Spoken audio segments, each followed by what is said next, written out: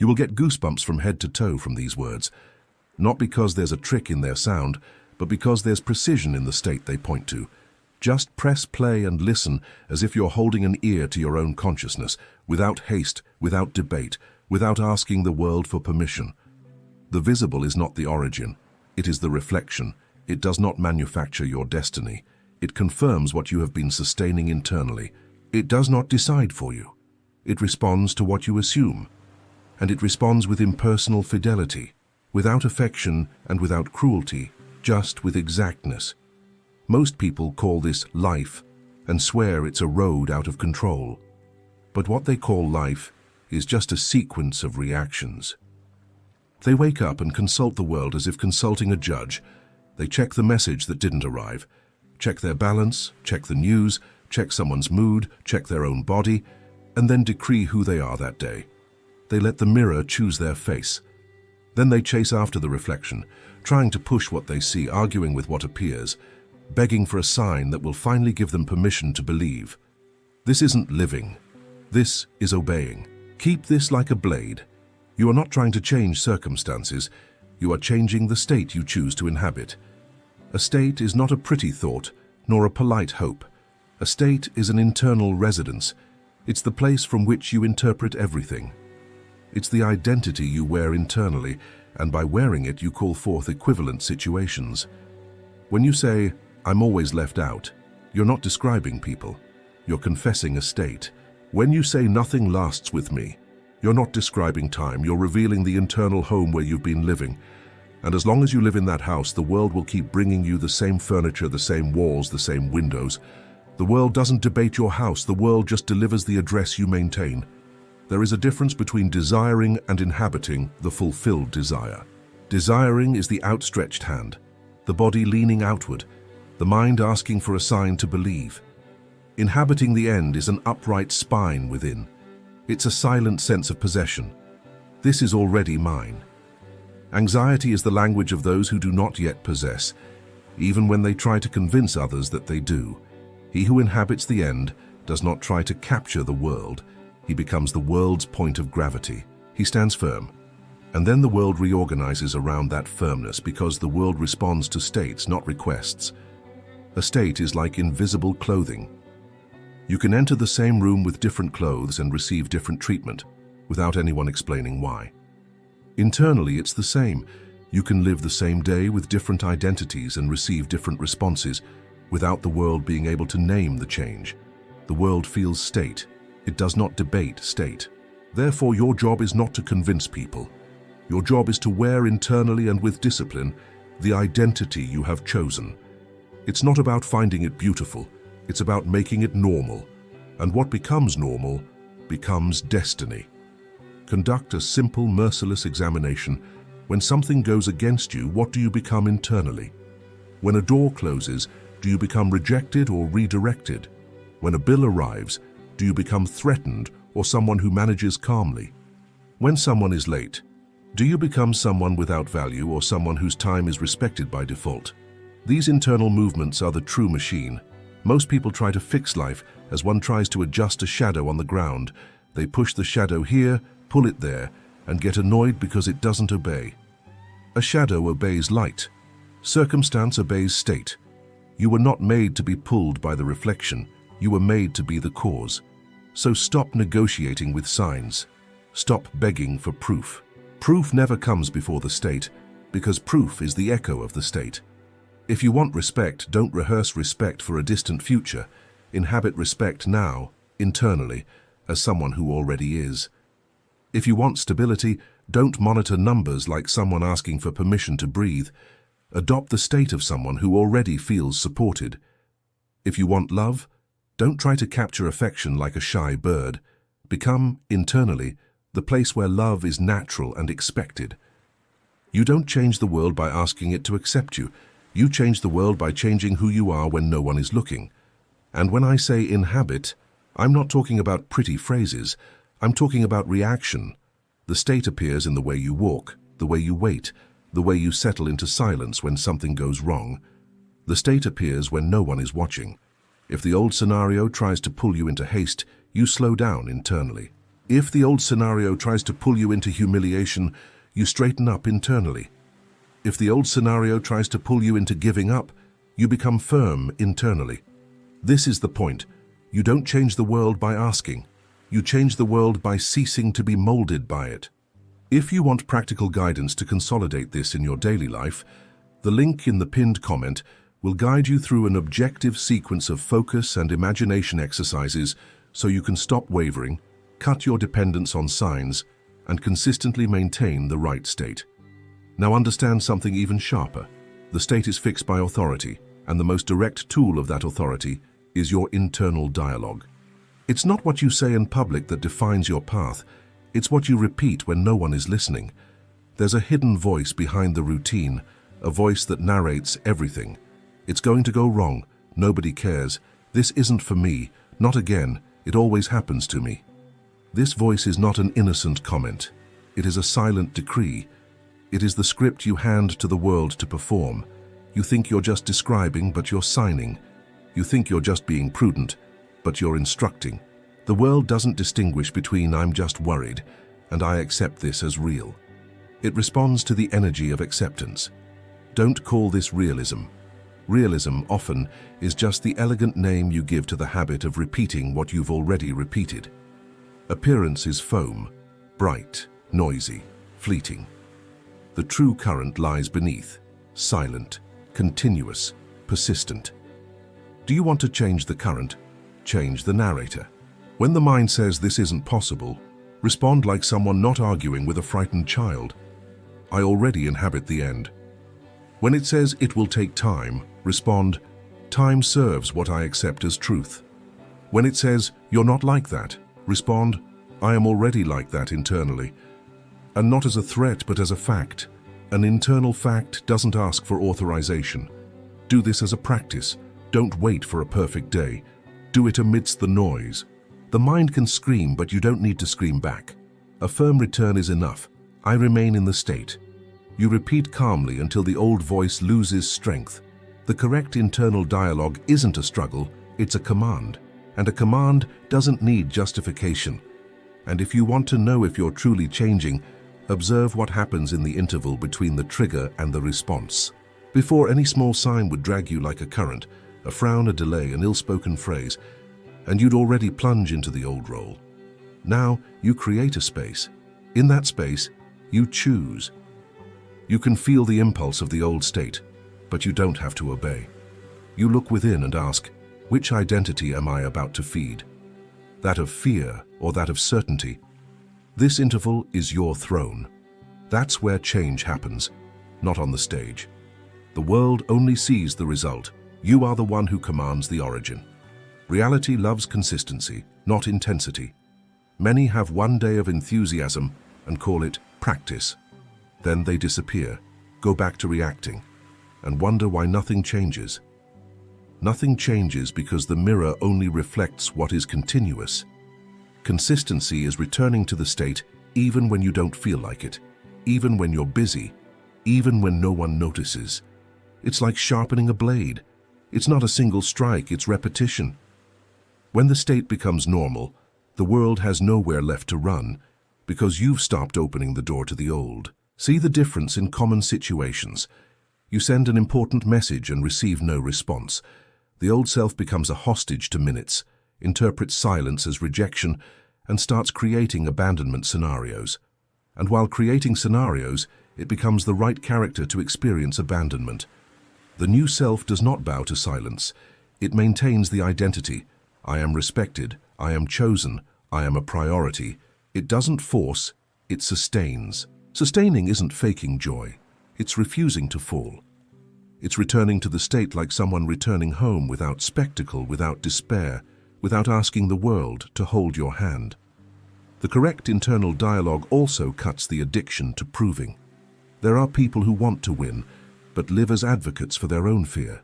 They spend the day gathering evidence of why it won't work. They call this prudence, but it's loyalty to the old state.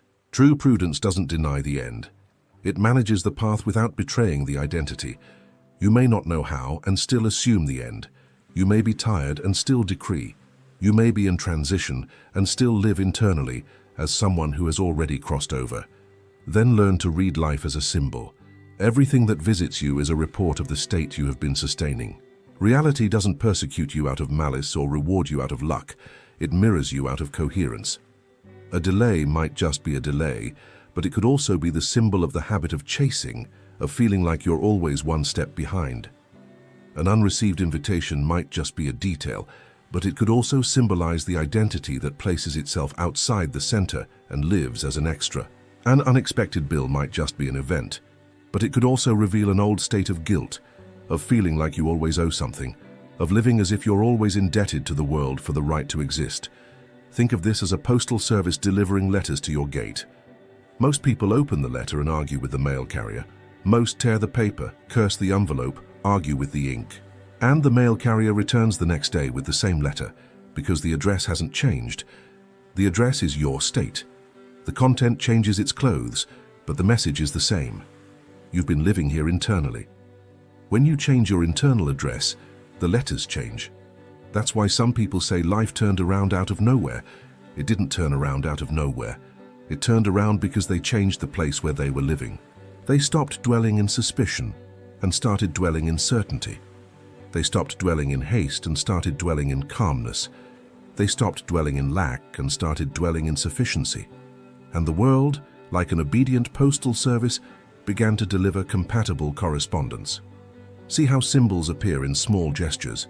You lose a key and spend time walking in circles, irritated, as if the world is sabotaging you. And then you find the key in an obvious place right before your eyes. This is a portrait of many people's state. They search far for what is near because they are in a state of lack, and lack is urgent, and urgency blinds. Or think of someone who is always late and blames traffic. Perhaps traffic exists, but the real symbol is different. They live in a state of life chasing itself, always late for their own destiny. Or think of someone who gets involved in the same conflicts with different people and swears that everyone is the same. No, the theme is the same. Life changes the masks and keeps the lesson until you change the state you accept as home. I'll give you another image. Imagine a house with the radio turned up loud. You try to talk, you shout, you get annoyed, you get tired. The problem isn't the conversation, it's the volume. In the same way, many difficulties aren't size, they are internal noise. Lower the volume of the old state and you'll hear the direction of the new state again. When you listen again, the path appears clearly because you've stopped getting lost in the noise. Imagine a long corridor with several doors. If you walk with your hand outstretched, asking someone to open for you, each door feels heavy. If you walk with an internal key, with the certainty that you belong in the corridor, the doors feel light. The corridor is the same. The doors are the same. What changes is who you are internally. This is the power of the symbol. It shows you that the world isn't against you. The world is repeating you. Life repeats themes until you change your state. It changes characters, changes scenery, changes timing, but maintains the lesson. It's like a play where you insist on the same role. As long as you don't change the role, the story delivers the same scene. Therefore, don't hate the symptom. Use the symptom as an indicator. If a situation diminishes you, ask yourself coolly, in what state was I living to find this normal? If something abandons you, ask yourself, where did I abandon myself first? If you find yourself begging for scraps, ask yourself, since when did I decide my worth is negotiable? Symbolic reading isn't meant to blame you. It serves to free you because it returns the cause to you. Now comes the gesture that demands courage, to live as if it already is, before any evidence organizes itself. This is not theater to deceive people. It is discipline to educate consciousness. There is a difference between lying to oneself and assuming a state. Lying is trying to convince the mind with empty phrases, and because of that you become tense, afraid of being disproven. Assuming is resting in the internal fact, and because of that you remain calm, even when the outside is still finishing its rearrangement. One who assumes doesn't rush to ask for confirmation. One who assumes doesn't threaten the world with anxiety. One who assumes simply occupies. Think of an old radio. You don't change the music by fiddling with the speakers, you change the station. And when the station changes, the speakers inevitably reproduce another frequency. Your state is the station. Circumstances are the sound. You can be on a noisy street and still be tuned into the state of peace. You can be in a phase of transition and still be tuned into the state of victory. You can be surrounded by opinions and still be tuned into the state of certainty. The world can speak loudly, but the external volume has no power over the internal station unless you surrender it. How does one live as if it already is? You make coherent internal choices. If you assume respect, you don't beg for attention. You choose environments where respect is normal and behave as someone who belongs. If you assume prosperity, you don't bow to every fluctuation. You make decisions like someone with continuity. You organize, plan, invest attention in what you build. Refuse scraps that steal your dignity. If you assume you are loved, you don't watch steps or hunt for confirmation. You position yourself as destiny, not as a request. You don't need to be aggressive. You need to be defined. And don't think this means denying what your eyes see. It means denying that what your eyes see has authority over who you are. You look at a delay and decide, this does not control me. You look at a refusal and decide, this does not define my place. You look at a fluctuation and decide, this does not alter my identity. The old scenario barks loudly to make you run, but you don't run. You remain in the state and let the world learn to accompany you. Reality adjusts to what is sustained, not to what is lamented. Now discipline your focus like a guardian. What you feed grows, what you ignore withers. Attention is the most expensive currency you possess. Every minute of attention given to a fear is a vote for that fear. Every internal conversation about loss is a contract with loss. You might call it worry, but the mirror calls it instruction. So be selective. When an undesirable scenario arises, you don't need to embrace it to understand it better. You've already understood enough not to feed it. Look, acknowledge, and return your focus to the chosen state. Your attention is a blade. It cuts the old or feeds the old. Use it like someone who knows what they're doing. Use imagination with rigor, not as fantasy. Close your eyes and build sensory reality. Feel the weight of a key in your hand if you want a house. Feel the texture of a table and the calm of a secure routine if you want a new job. Feel the sound of a notification with the right message if you want reconciliation.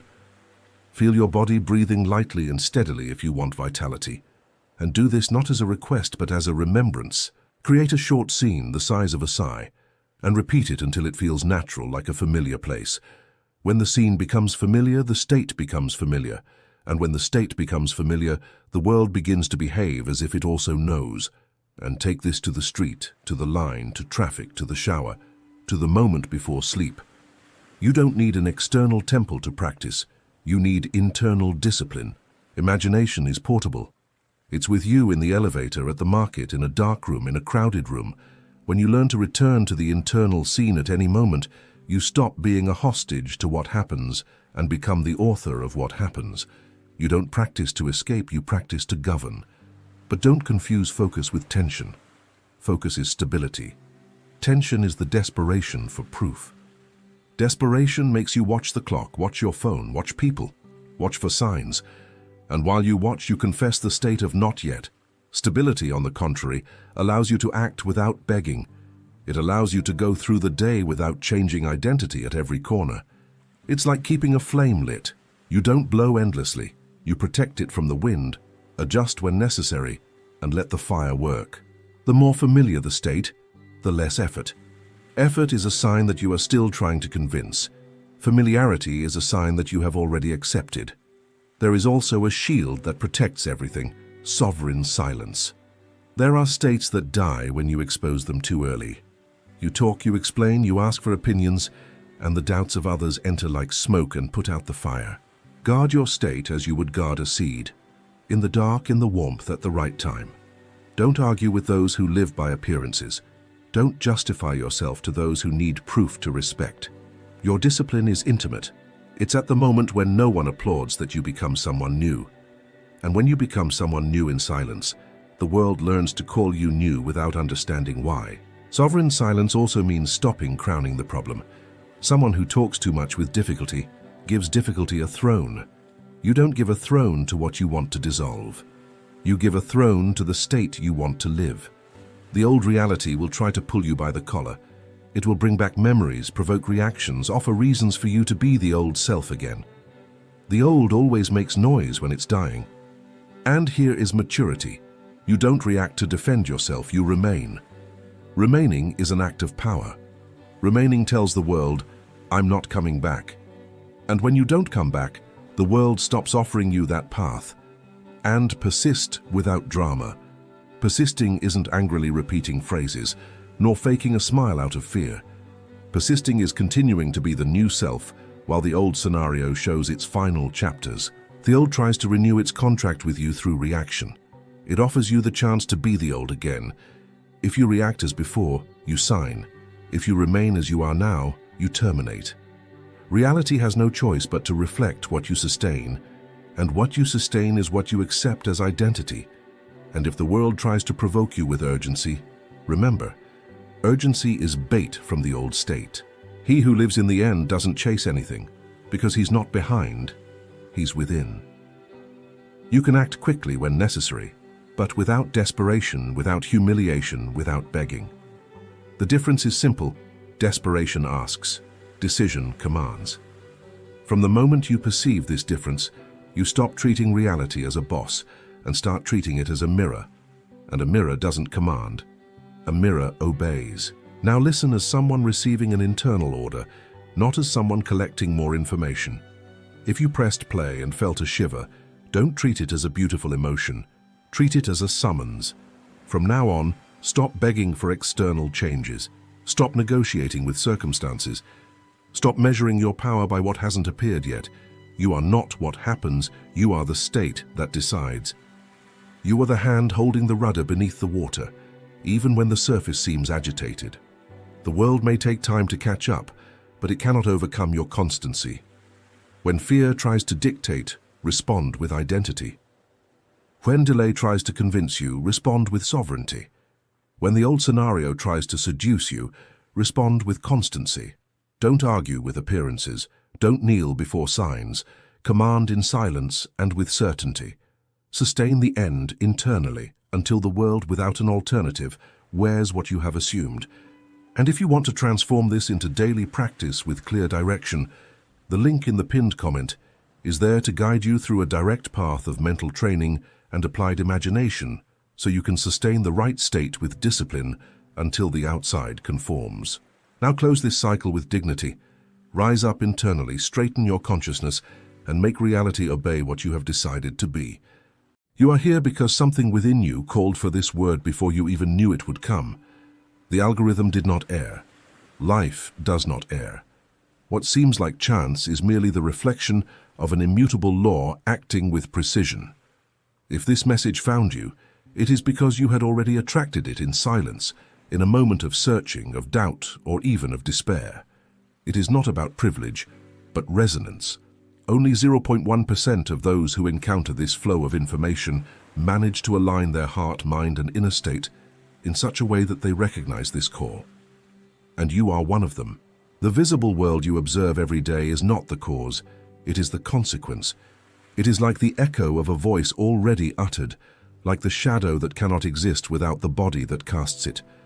Many spend their lives trying to adjust the shadow, without realizing that the origin lies in the invisible. You did not attract this message because the world willed it. It was you, from the state you maintain, who called it into your experience. This is proof that the law is real. You need to understand life does not organize itself by external signs. Rather, external signs organize themselves according to your inner life. What you call destiny is nothing more than the sum of the states you have accepted as your own. What you call luck is merely the law's faithfulness in reflecting what you dared to imagine. And what you call failure is simply the result of having assumed states of limitation, even if unconsciously. This is why so few understand, and even fewer apply it, because it demands courage. The courage to abandon the easy explanation that things are just the way they are. The courage to accept that you are responsible for every detail that surrounds you. The courage to stop blaming, begging, and waiting, and to recognize that everything has already been determined by the state you chose to inhabit. This message did not come to massage your mind, but to prod your spirit and remind you that you are a creator. Today, you stand before a choice. You can hear these words as a distant echo and forget them in minutes. Or you can recognize them as the call of your own soul, a reminder that there is no error, no chance or limitation. The world is a mirror, and you are the reflection of what you dare to assume. You have come this far because something within you called for this word before you even knew it would come. The algorithm did not err. Nothing errs. What many call chance does not exist. Life moves in a mathematical, precise, inexorable way. You are hearing this because you had already attracted it in silence, in an unverbalized thought, in a hidden desire, in an uneasiness that seemed without an answer.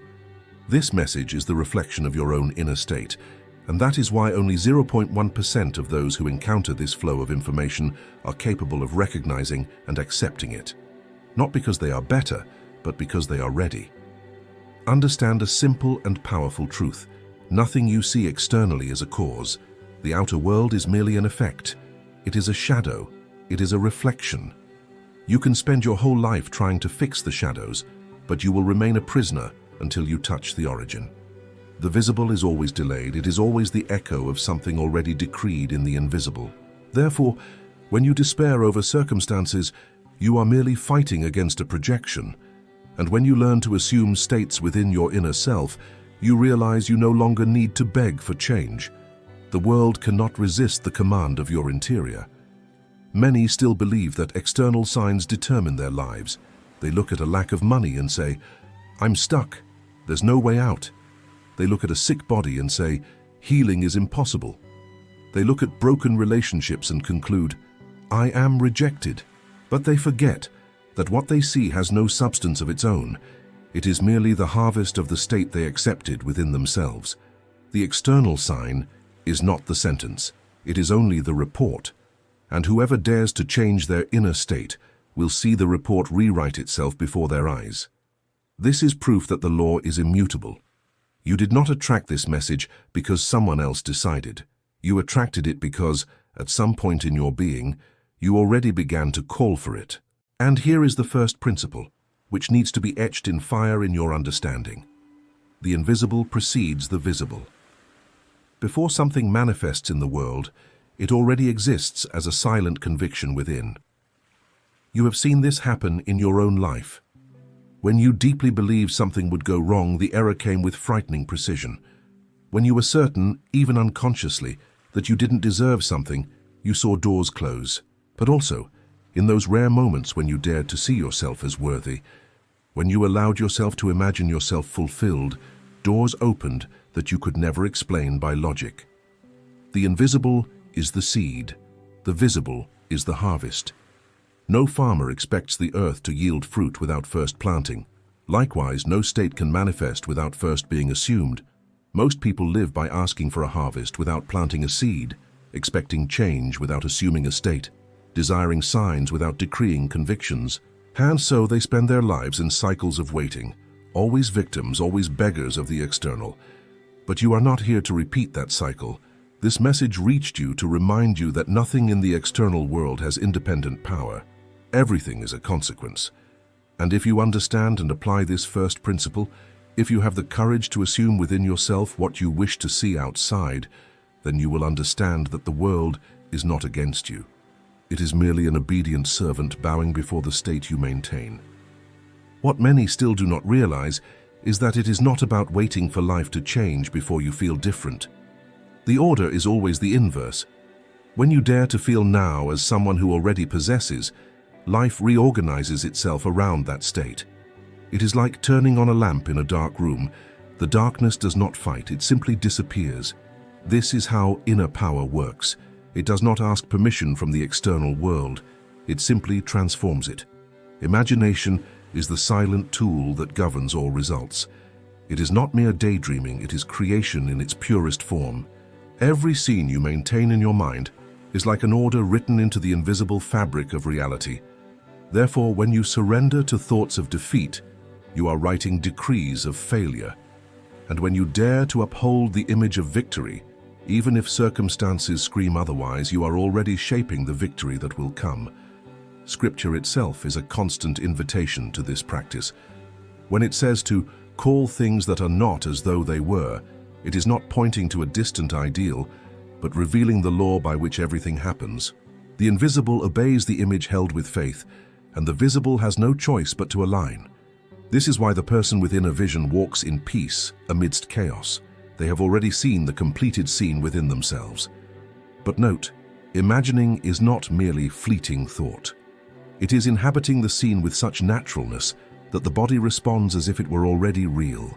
It is feeling the relief of a paid bill, the joy of a reunion, the security of restored health, even before your eyes confirm it. And this feeling is the seed that will inevitably blossom. The world may seem resistant, but it is only a delayed reflection. The more faithful you are to the internal scene, the faster the reflection adjusts. There is no power in anyone outside of you. The only power lies in what you accept as truth within your innermost being. Many beg for approval, seek signs and wait for confirmations, but all of this is weakness. The Creator does not ask, they decree. They do not implore, they assume. And that is why so few experience real transformation, because they lack the courage to maintain an image contrary to what their eyes show. Now understand, what you imagine with conviction is not fantasy. It is an order. It is an invisible decree that reality is compelled to serve. The world cannot escape the image you maintain. If it is one of failure, failure will come. If it is one of glory, glory cannot be denied. And this is where your discipline begins. Staying faithful to what you choose to imagine, even when nothing around seems to confirm it.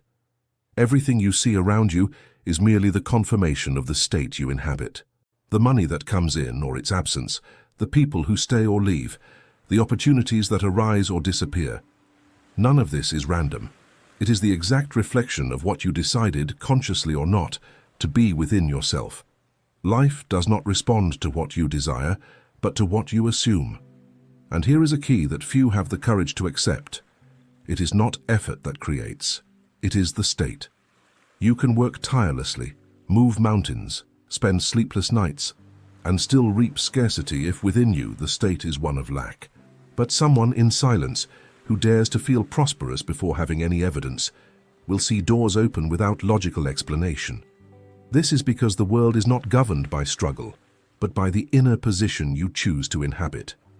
This is the point where many get lost because they confuse action with cause. Action is merely a consequence. The true cause is the state that precedes it. The person who inhabits the state of a winner acts naturally like a winner, even before possessing external proof. And what they experience is not luck, but simply the inevitable response of the law. Therefore, when you insist on waiting for something to change externally before you feel different, you are reversing the order. It's like wanting your reflection in the mirror to smile before you do. It's impossible. The external only returns what you have already decided to be. One who sees themselves as rejected, even if they don't realize it, transmits rejection in every gesture, every word, every look, and life merely obeys. One who sees themselves as loved, even if alone, carries an atmosphere that attracts love effortlessly. Everything is a state, and a state is not just thought. It is feeling oneself, inhabiting oneself, carrying within oneself the conviction of already being. When you place yourself in that position, not as someone who imagines for a few seconds, but as someone who assumes an identity, the world bends before that choice. Reality does not resist someone who has already decided who they are. Now stop and observe. In what state have you been living? Not in the hours when you try to convince yourself, but in the silent moments, when you are alone, when your mind quiets. It is there that the decree lies. It is this state that governs every detail of your world. If it is one of fear, you will reap fear. If it is one of confidence, you will reap abundance. Life is too faithful to betray the law. Appearances are the greatest deception for those who are still asleep. Eyes show lack, show illness, show closed doors, and the average person despairs. They believe the visible is the final verdict. But the visible is nothing more than a delayed photograph of what has already been assumed within. It is like looking at the night sky and seeing a star that perhaps no longer even exists. The light that reaches your eyes is past, not present. So too are circumstances. They are nothing more than delayed echoes of states already chosen. When you understand this, a rare courage is born, because you realize you no longer need to bow before appearances. You can look at an empty bank account and in silence assume abundance. You can feel pain in your body and still inhabit perfect health within yourself. You can see doors closing and, without trembling, maintain the image that the path is already open. The world, sooner or later, will be forced to align. Those who live enslaved by appearances never know true freedom. They are always reacting. If everything seems good, they feel good. If something seems bad, they sink. They are leaves in the wind, without roots, without governance. But the awakened creator does not live this way. They do not ask appearances what they should feel. They choose to feel from their inner state, and it is the world that must obey. This is why the scriptures repeat, "Walk not by sight but by faith." Faith is not blind belief in something distant. Faith is the inner discipline of assuming the invisible as more real than temporary signs. It is looking at the shadow and not being deceived, because you know the substance is elsewhere. You have been called to abandon appearances, to not let yourself be manipulated by what your eyes show. The external world is like smoke. It seems solid, but it dissipates when you stand firm in what you have decided to assume. Do not fight against the visible. Simply do not feed it with your attention. Fixate on the chosen state, and you will see the scenario dissolve and reconstruct before you. And here arises the big question. Will you continue to be a slave to appearances, or will you have the courage to ignore them and live from the invisible? This choice, made in silence, is the watershed between those who keep asking for signs and those who create signs. This is where everything is decided, in inner discipline. Because it's not enough to merely glimpse the desired state for a few moments, feel a breath of hope, and then quickly return to fear. The world does not bow to fleeting desires, but to the persistence of one who upholds a decree. Discipline is the difference between one who dreams and one who creates. How many times have you started to imagine yourself prosperous, healthy, loved, and then quickly abandoned the scene because appearances screamed louder? It is at that moment that most give up, but one who understands the law perseveres. They close their eyes and return as many times as necessary to the chosen state. They refuse to be a servant to vacillation. They decide to be faithful to the invisible, until the visible has no alternative but to obey. Maintaining the state is not a physical effort, but a silent steadfastness. It is like a king seated on his throne. He does not need to raise a sword to prove authority. He simply is, and the entire kingdom organizes itself around that presence. So it is with you. When you assume the inner state with discipline, you don't need to chase after things, you don't need to beg, you don't need to fight. The world reorganizes itself, inevitably, around what you maintain yourself to be. This faithfulness to the invisible demands courage, because you will be tempted to yield to doubts, to external voices, to circumstances that seem to contradict your conviction. But remember, these contradictions are merely the last gasps of an old state dying. If you resist, if you remain steadfast, you will soon see the new reality blossom before your eyes. Inner discipline is, therefore, the final key. It is not about momentary intensity, but about constancy. It is not about desiring today and giving up tomorrow, but about remaining in the chosen state until it solidifies in the external world. Whoever practices this with faithfulness cannot fail, because the law does not fail. Now look within yourself and decide, will you continue to beg for external changes, or will you choose from this moment on to live as one who already possesses? Because the awakened creator does not ask, they command. They do not wait, they assume. And all of life, like an obedient servant, bows before this certainty. You have reached the end of this message because something within you no longer accepted living as before. Do not be mistaken. This is not a coincidence, not chance, not luck. Only 0.1% are able to attract this word, because only 0.1% are ready to hear it without fleeing. And now, upon listening, you find yourself before a choice that will define every step of your life moving forward. Everything you have heard thus far is not a beautiful theory or a distant promise. It is law. It is eternal order. The external world has no life of its own. It creates nothing. It merely mirrors, with relentless perfection, that which you dare to assume within yourself. As long as you beg for signs, you will live as a servant. As long as you wait for something to change out there before changing within, you will be a hostage to appearances. But if you have the courage to reverse the order, to become king in silence, to assume the state before any proof exists, you will discover the secret that has always been before your eyes. Life is your servant, not your master. Think about what this means. The lack of money, the health that seems fragile, the relationships that hurt. All of this is merely a reflection of old states you nurtured, often without realizing it. They are not punishments. They are not injustices.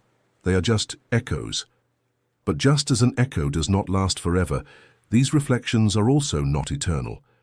You can now decree new states, and the echo will inevitably change. And here is the truth that many fear. No one else can do this for you. Not friends, not government, not religion, not family. You may have teachers, you may have guides, you may hear words that rekindle your flame, but the final decision will always be yours. It is you who chooses which state to inhabit. It is you who decides whether you will be a beggar of the external or a commander of the internal. It is you who determines whether you will continue as a victim of appearances or rise as a conscious creator. So, I ask, how long will you postpone? How long will you wait for an external sign to give you permission to assume what you already desire? How long will you live as one who watches life pass by when, in reality, you were called to create it? Today is the limit. This message arrived because you asked for it, even if in silence. And if it echoes within you now, it is because you are ready. Ask no more. Implore no more. Wait no more. Assume. Assume within yourself what you wish to see outside. See yourself already in the fulfilled state. Feel yourself already as one who possesses. Walk as one who does not doubt. And stand firm even if the world screams otherwise, because the world has no power to betray the law. It may delay, it may seem to resist, but sooner or later it will be forced to yield.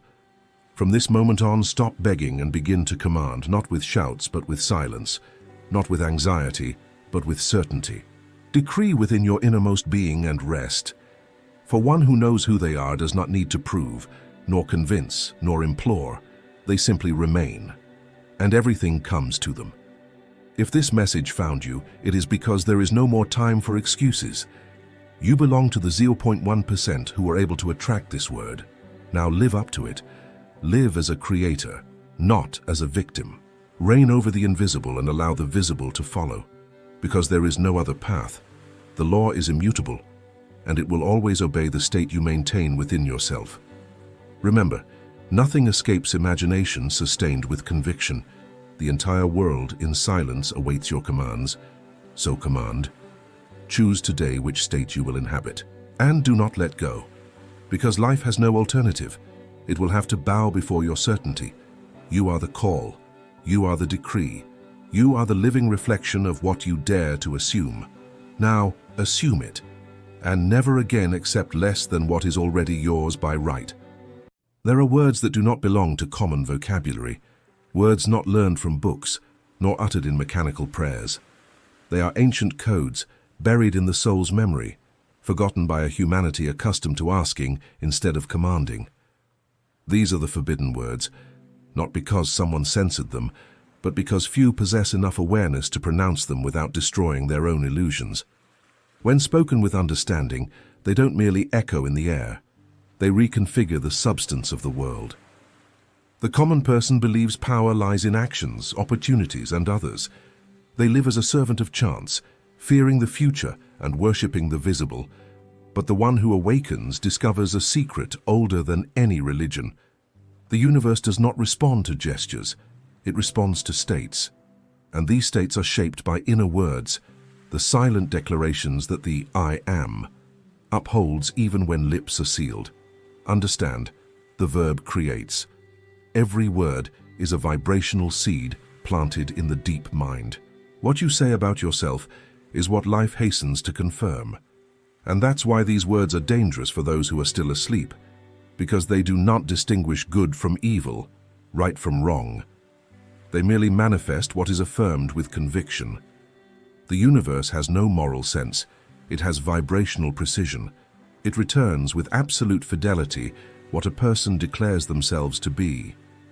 Therefore, when I speak of forbidden words, I'm not referring to hidden sounds, but to a state of consciousness few can bear, the state of knowing oneself as creator, of understanding that I am is the name of God and that to pronounce it is to take possession of one's own divinity. There is no distance between a person and a miracle, only forgetfulness. These words make them remember. They dissolve fear, break doubt, burn away separation, and when a person embraces them, the impossible bows. So prepare yourself, because what I'm about to reveal is not a ritual nor a mantra of superstition. It is the return to the origin, the silent sound that gives form to matter. When you understand these words and dare to feel them as truth, the entire universe will respond, not as something coming from outside, but as the exact reflection of the consciousness that awakens and says with power, I am. The world is not cause, it is consequence. Everything you see, touch, or experience is merely the result of a previously accepted inner state. Humanity's deepest error is believing that life begins outside and ends inside, when in truth it begins inside and projects outward. Every situation that surrounds you is a vibrational photograph of what you believed yourself to be. The world is a mirror, and the mirror never creates the image, it only reflects it. The ignorant person tries to change the reflection, fights against events, strives to fix what is already an effect, and in this struggle, they perpetuate the same state. The awakened person does the opposite. They change the inner image and let the reflection take care of itself. Everything that happens in your life is the harvest of the silent words your being ceaselessly repeats. They are your assumptions, what you believe about yourself, about love, about money, about God, that shape your reality. When you believe yourself to be small, the world treats you as small. When you assume greatness, the universe reorganizes itself around your vibration. The law is exact and impersonal. It doesn't distinguish merit or effort. It merely reproduces what is assumed as truth. Therefore, consciousness is the sacred field where everything is born. To change consciousness is to change destiny. Understand that every circumstance is a messenger, not an enemy. When life shows you scarcity, it's merely a reflection of your belief in lack. When it shows you rejection, it's a mirror of the idea that you are not worthy. Suffering arises when a person reacts to the reflection instead of transforming the cause. And while they seek to alter what they see, they forget that the visible world is merely the stage of their unconscious creation. Nothing can come to you without your vibrational permission. When you finally understand this, your relationship with reality changes completely.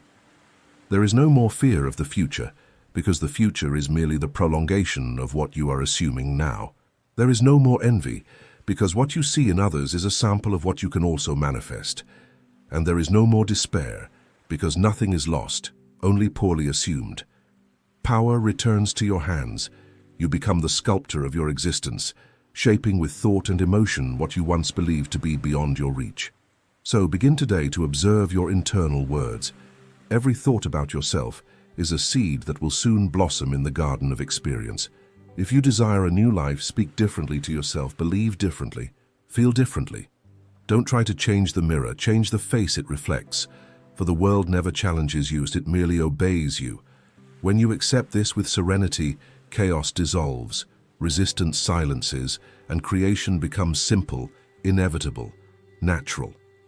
And you will realize with silent astonishment that nothing ever happened to you. Everything always happened from you. The second principle is the living word, I am. These two words contain the secret of all creation. They are not just sounds, but the foundation of reality. Every time you say I am, you are decreeing existence. Everything that follows these words becomes flesh, becomes form, becomes destiny. They are the vibrational signature of the Creator within you. The common person uses them unconsciously and therefore lives in contradiction. They say, I am poor, I am sick, I am forgotten, and the universe faithfully responds to these commands, shaping the external world according to the internal declarations. The one who awakens learns to use I am with reverence because they understand that they are invoking the divine power within themselves. When you understand the force of I am, you realize that nothing happens to you by chance. You become the author and actor of your own story. Life ceases to be a battlefield and becomes an obedient mirror. With every thought and feeling, you are emitting invisible decrees that build the structure of your tomorrow. The I am is not an idea, it is a creative vibration. Therefore, whoever says I am free already begins to vibrate at the frequency of freedom. Whoever says I am blessed begins to perceive blessings where they once saw only obstacles. Everything that exists in the physical world is the echo of an I am pronounced in the silence of consciousness. Every flower, every star, every human gesture was born from the same principle. Energy took form because a consciousness declared, I am that. And you, as a bearer of this same creative spark, are constantly pronouncing the verb of existence, whether you know it or not. Thus, your task is not to create something new, but to correct your use of I am. The undisciplined mind uses these words in vain, creating realities of limitation and pain. The awakened mind uses them as a sacred instrument, shaping the invisible with precision and power. Do not say, I want, for wanting is to affirm that you do not yet have. Say, I am, and the universe hastens to confirm. Do not say one day I will be, for that projects your creation into a future that never arrives. Say, I am now, and time bows to your declaration. The secret lies in feeling what you affirm. A word without feeling is empty sound. A felt word is a creative decree. When your heart and your imagination unite with I am, the vibration you emit is irresistible. It crosses dimensions and returns to you as form, circumstance, miracle. Therefore, guard your words as one guards fire. Every time you pronounce I am, you are moving worlds. Use these words with wisdom, with consciousness, with love. And then you will discover what the ancients called miraculous power. Not the power to change things, but the power to remember that you are already the source of all you desire. The third principle is that of imaginative faith, the silent certainty that what is assumed inwardly is already reality, even when all senses say otherwise. Most live trapped in the visible world, believing only what their eyes confirm. But the true creator understands that the senses lie, and that imagination is the only organ that reveals what is real. Faith is not waiting for something to happen.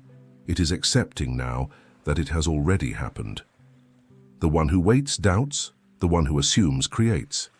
When you enter the feeling of the fulfilled desire, the invisible begins to organize itself to mirror your inner state. That is why miracles are not works of chance. They are responses to faith assumed as a present fact. Imaginative faith needs no proof. It is the proof itself. It demands no signs, asks for no confirmations. It creates the sign. When someone decides to feel the joy of already possessing what they desire, that vibration becomes an irresistible command to the universe. Everything begins to move, silently, to harmonize with the new state. People, circumstances, ideas, and coincidences arise not by magic, but because consciousness has changed its frequency. The exterior simply bows before the inner decree. Therefore, when I close my eyes and see myself living what I desire, I am not dreaming, I am creating. Imagination, when imbued with emotion and certainty, is the channel through which the invisible becomes visible. This is the secret bridge between the world of being and the world of having. And this is where many fail. They try to imagine only with the mind, but the power lies in the feeling. Feeling is the seal that authenticates creation. The universe does not respond to cold thought, it responds to vibration felt as truth. So if you desire something, don't ask for it, live it. Close your eyes and embody the feeling that it is already yours. Walk, speak, and act as if you already possess what you sought. Not because you are lying, but because you are aligning with your true reality. This is the faith that moves mountains, not because it changes the world, but because it changes the one who perceives it.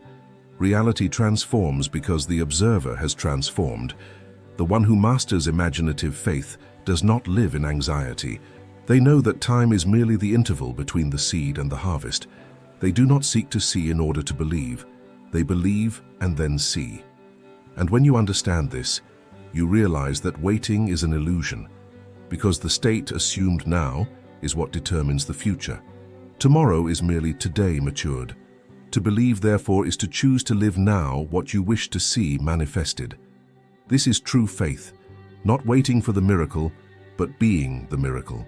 The fourth principle is silence, the sacred space where power rests before it moves. Modern people talk too much, explain too much, over-justify themselves, and thus lose energy. They believe power lies in spoken words, but true power resides in felt words. Silence is not the absence of sound, it is the full presence of creative consciousness. It is within it that I am becomes active, invisible, irresistible. While the common person tries to convince the world, the awakened one convinces only themselves. They know that reality does not need arguments, but vibration. And vibration is not debated, it is sustained. Silence is the altar where the decree takes form.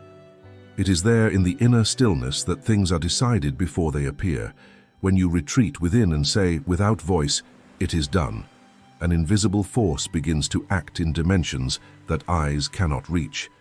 That is why true masters are serene, not because they ignore chaos, but because they have already decreed order. The noisy mind seeks signs.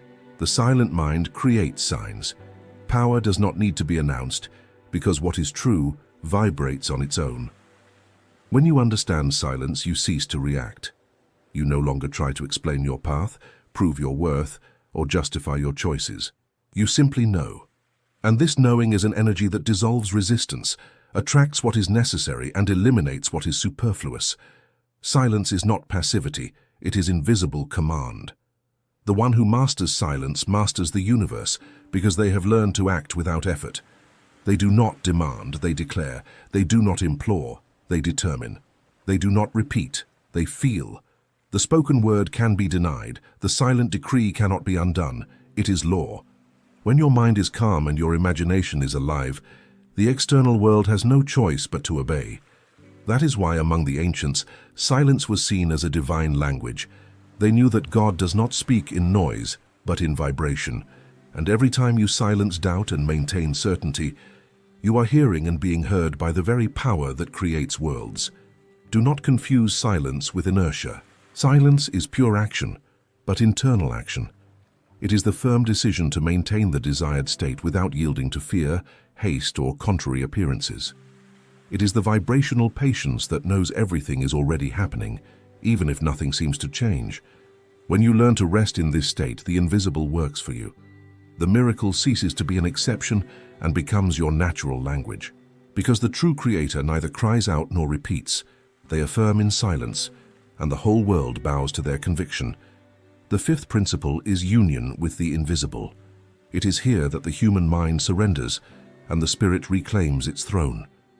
Separated humanity believes that God is distant, that the creative force is an external entity to which they must please, supplicate, and fear. But the truth is that what you call God was never outside. It always breathed within you, waiting to be recognized. When you understand this, the search ends. You no longer pray to reach something distant, but to remember what you always were. Union with the invisible is the return to the origin, to the center from which everything emanates and to which everything returns. This union does not happen with effort, but with surrender. The ego tries to control, but the spirit merely allows. When you quiet yourself and recognize, I am one with the all, the illusion of separation dissolves and the power you seem to seek begins to act through you. You are no longer the beggar who asks, you are the channel through which the miracle flows. It is in this state that the miraculous vibration is born, not from repetition but from consciousness. It is like lighting a lamp in a dark room. The light does not fight the shadow, it merely reveals itself, and the shadow disappears on its own. So it is with inner union. When you remember that everything already is, the impossible ceases to exist. The limited mind asks how, but the spirit merely declares it is. There is no effort in one who knows themselves to be one with the Creator. Effort belongs to the person who doubts. The one who is united with the invisible feels a quiet confidence, a certainty that does not depend on proof. They do not need to see results to believe, because they are the result itself in a latent state. Every breath becomes a prayer, every thought becomes a decree, every emotion a creation. And that is why everything they touch prospers, not because they ask, but because they radiate the vibration of being. When you live in this union, time loses importance, fear loses form, and desire loses anguish. Everything flows at the exact rhythm of consciousness that remains in harmony with the invisible. There is no need to chase after what is already yours. There is only the invitation to remember and to remain. To remain is the secret, because what is assumed with constancy becomes law, and what is felt as real manifests inevitably. This is the miraculous vibration that few sustain, the silent state of one who knows that nothing is lacking. The person united with the invisible does not pray for something to happen. They pray for their remembrance to awaken. They live like the ocean, recognizing itself in every wave, knowing that nothing exists outside of it. And so, effortlessly, their life becomes an extension of divine consciousness, complete, creative, and eternal. Everything that has been said converges to a single revelation. You are the beginning and the end of all experience. Nothing comes to you that has not first come from you. The world is merely your consciousness projected into form. When you understand this, struggle ceases, fear dissolves, and faith ceases to be belief. It becomes spiritual science. The forbidden words I spoke of are not magic phrases, but states of being. They are vibrations that remind a person that they were never an observer of creation, but the incarnate creator themselves, forgotten of self. Power is not in time nor in circumstances. It is in your willingness to assume now the state you wish to live. Everything you resist will persist. Everything you accept as inner truth will become reality. There are no external forces deciding your life. There is only your consciousness choosing what to experience. The law is perfect, impersonal, and faithful. It returns with exactness what your I am affirms, whether in words or in feeling. Therefore, from this moment, stop begging for external changes. What you seek is not lost, merely veiled by your disbelief. Cease the supplications. Speak with authority. The world does not need to be convinced. It needs to be instructed. And the instruction is silent. It is born from the state you assume within yourself. If you desire abundance, assume yourself to be abundant. If you desire healing, assume yourself to be whole. If you desire love, feel loved now. Nothing can be denied to you when you speak the language of certainty, because the universe doesn't hear words, it feels vibration. And the vibration of I am is the only one the cosmos recognizes as a decree. So declare in silence and in truth, I am that which I seek. Remain in this consciousness until everything around you bows before it. Thus lives the awakened creator, without fear, without waiting, without doubt. They know that everything already is, and therefore everything is given to them. These are the forbidden words, not because the world fears them, but because few dare to live what they mean. You, however, are ready. Use them with wisdom, with love, and with power. For when the I am speaks, the universe falls silent to obey.